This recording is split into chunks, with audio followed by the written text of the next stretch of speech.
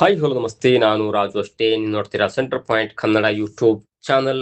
Mumbai Indians ತಂಡವನ್ನ ಸೋಲಿಸಿ ಅಗ್ರ ಸ್ಥಾನಕ್ಕೆ ಏರಿದಂತ ಆರ್ಸಿಬಿ ತಂಡ, ಭುವನೇಶ್ವರ್ ಕುಮಾರ್ ಬೆಂಕಿ ಬೌಲಿಂಗ್ ಏಕಾಂಗಿಯಾಗಿ ಆರ್ಸಿಬಿ ತಂಡವನ್ನ ಗೆಲ್ಲಿಸಿದಂತ ಕೃಣಾಲ್ ಪಾಂಡ್ಯ. ಏನಿದು ಅಪ್ಡೇಟ್, ಇವೆಲ್ಲವನ್ನ ನೋಡೋಣ. ಅದಕ್ಕಿಂತ ಮೊದಲು ಇಲ್ಲಿ ತನಕ ನಮ್ಮ ಚಾನೆಲ್ನ ಸಬ್ಸ್ಕ್ರೈಬ್ ಮಾಡಿಲ್ಲ ಅಂದ್ರೆ ಈಗಲೇ ಸಬ್ಸ್ಕ್ರೈಬ್ ಮಾಡಿ, ಜೊತೆಗೆ ಕಾಮೆಂಟ್ಗಳ ಮುಖಾಂತರ ತಮ್ಮ ಅಭಿಪ್ರಾಯವನ್ನು ತಿಳಿಸಬಹುದು. ಎಸ್ ವೀಕ್ಷಕರೇ, ಇವತ್ತು IPL ನ 54ನೆಯ ಪಂದ್ಯದಲ್ಲಿ ಮುಂಬೈ ಇಂಡಿಯನ್ಸ್ ತಂಡ ಮತ್ತು ಆರ್ಸಿಬಿ ತಂಡಗಳು ಪರಸ್ಪರ ಮುಖಾಮುಖಿಯಾಗಿದ್ದವು.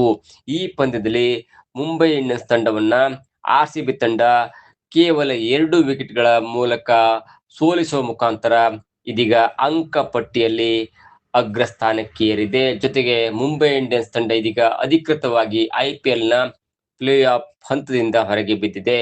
ಇನ್ನು ಇವತ್ತು ನಡೆದಂತ ಪಂದ್ಯದಲ್ಲಿ ಮೊದಲು ಟಾಸ್ ಗೆದ್ದಂತ ಆರ್ಸಿಬಿ ತಂಡ ಮುಂಬೈ ಇಂಡಿಯನ್ಸ್ ತಂಡಕ್ಕೆ ಮೊದಲು ಬ್ಯಾಟಿಂಗ್ ಮಾಡುವಂತ ಅವಕಾಶವನ್ನು ನೀಡಿತ್ತು. ಹೀಗಾಗಿ ಮೊದಲು ಬ್ಯಾಟಿಂಗ್ ಮಾಡಿದಂತ ಮುಂಬೈ ಇಂಡಿಯನ್ಸ್ ತಂಡದ ರೋಹಿತ್ ಶರ್ಮಾ 22 ರನ್ ಮಾಡಿ ಔಟ್ ಆದ್ರೆ, ನಮನ್ ಧೀರ್ ಅವರು 47 ರನ್ ಮಾಡ್ತಾರೆ. ಜೊತೆಗೆ ತಿಲಕ್ ವರ್ಮಾ ಅವರು ಅದ್ಭುತವಾದ ಬ್ಯಾಟಿಂಗ್ ಮಾಡಿ 57 ರನ್ ಮಾಡ್ತಾರೆ. ಹೀಗಾಗಿ ಪದೇ ಪದೇ ವಿಕೆಟ್ ಕಳ್ಕೊಂಡ್ರು ಕೂಡ ಮುಂಬೈ ಇಂಡಿಯನ್ಸ್ ತಂಡ 166 ರನ್ ಮಾಡಿ 7 ವಿಕೆಟ್ ಅನ್ನು ಕಳ್ಕೊಂಡು ತನ್ನ 20 ಓವರ್ಗಳ ಕೋಟವನ್ನು ಮುಗಿಸುತ್ತೆ. ಹಾಗಾಗಿ ಆರ್ಸಿಬಿ ತಂಡಕ್ಕೆ ಇದೀಗ ಗೆಲ್ಲಲು 167 ರನ್ಗಳ ಟಾರ್ಗೆಟ್ ಅನ್ನು ನೀಡುತ್ತೆ ಮುಂಬೈ ಇಂಡಿಯನ್ಸ್ ತಂಡ. ಇನ್ನು ಆರ್ಸಿಬಿ ತಂಡದ ಬೌಲಿಂಗ್ ಹೇಗಿತ್ತು ಎನ್ನುವುದನ್ನು ನೋಡ್ತಾ ಹೋದ್ರೆ, ಭುವನೇಶ್ವರ್ ಕುಮಾರ್ ಅವರು ಮತ್ತೊಮ್ಮೆ ಮಿಂಚ್ತಾರೆ.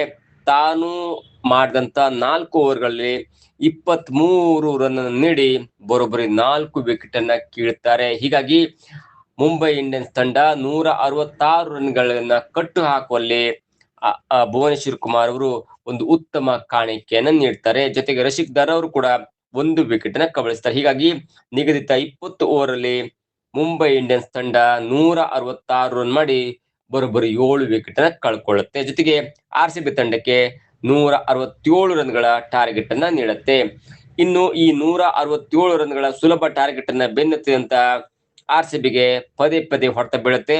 ಅದರಲ್ಲೂ ಮುಖ್ಯವಾಗಿ ದೀಪಕ್ ಚಾಹರ್ ಅವರು 2 ವಿಕೆಟ್ ನ ಕಿತ್ತು ಆರ್ಸಿಬಿಯ ಒಂದು ಫ್ರಂಟ್ ಲೈನ್ ನ ಕಿತ್ತು ಬಿಸಾಡ್ತಾರೆ. ಜೊತೆಗೆ ಕೊಹ್ಲಿ ಅವರು ಡಕ್ಔಟ್ ಆಗ್ತಾರೆ. ಬೆತ್ತಲ್ ಅವರು 27 ರನ್ ಮಾಡ್ತಾರೆ. ಪಡಿಕ್ಕಲ್ ಅವರು 12 ರನ್ ಮಾಡ್ತಾರೆ.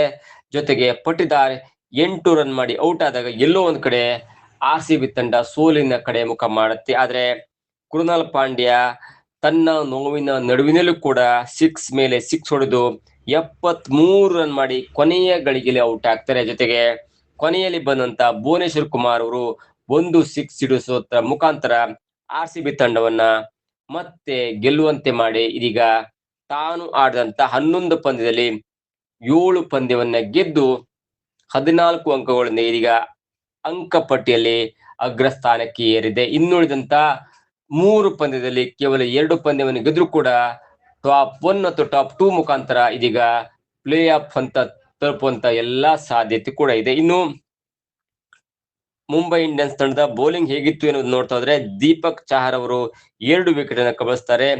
ಬಾಷ್ ಅವರು 4 ವಿಕೆಟ್ ಅನ್ನು ಕಬಳಿಸಿ ಆರ್ಸಿಬಿ ಸೋಲುವ ಹಂತಕ್ಕೆ ತಲುಪುವಂತೆ ಮಾಡಿದ್ದು ಕೂಡ ಬಾಷ್ ಅವರಾಗಿರ್ತಾರೆ. ಆದ್ರೆ ಕೊನೆಯ ಒಂದು 3ನೇ ಎಸೆತದಲ್ಲಿ ಭುವನೇಶ್ವರ್ ಕುಮಾರ್ ಅವರು ಸಿಡಿಸಿದಂತ 6 ಮೂಲಕ ಆರ್ಸಿಬಿ ಇದೀಗ ಟಾಪ್ ಹಂತಕ್ಕೆ ತಲುಪಿದೆ.